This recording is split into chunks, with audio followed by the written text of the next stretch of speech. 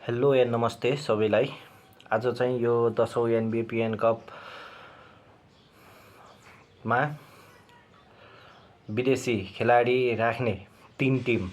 खिल्जी युवा क्लब, रुकुम पश्चिम, टिपटप भेल नेपालबाट को खेलाडीहरू खेल्दै हुनुहुन्छ भन्ने कुराको जानकारी दिन गइरहेको छु। सर्वप्रथम खिल्जी युवा क्लबबाट खेल्नुहुने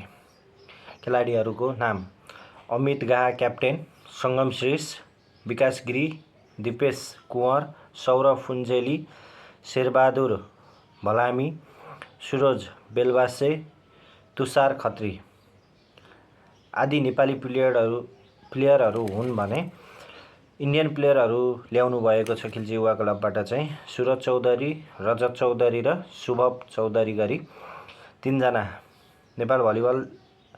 एसोसिएसनको नियमअनुसार 3 जना विदेशी खेलाडीहरू राख्न पाउने नियममा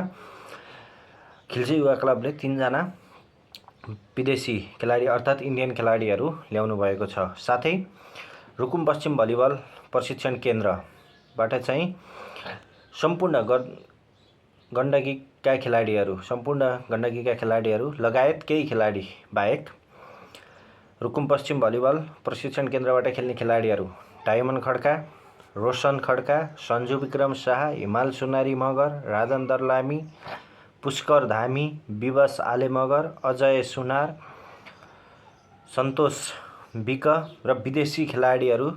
अर्थात् पाकिस्तानी खेलाडीहरू अदनान खान, अफाक खान र फहद राजा गरी 3 जना विदेशी खेलाडीहरू ल्याउनु भएको छ भने टिपटप भेल नेपालबाट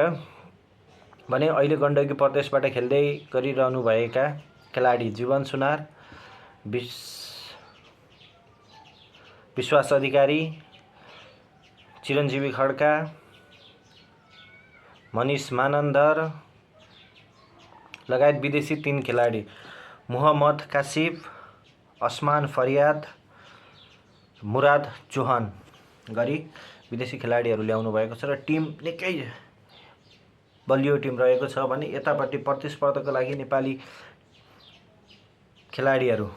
भन्नाले नेपालका मात्र खेलाडीहरू समावेश गरिएका team Tribhuvan army club, Nepal police, APF क्लबहरू,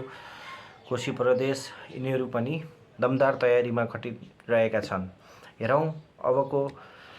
10 गतेपछि कस्तो हुनेछ खेल। हजुरको सपोर्ट चाहिँ कुन टिमलाई कमेन्ट गर्नु है।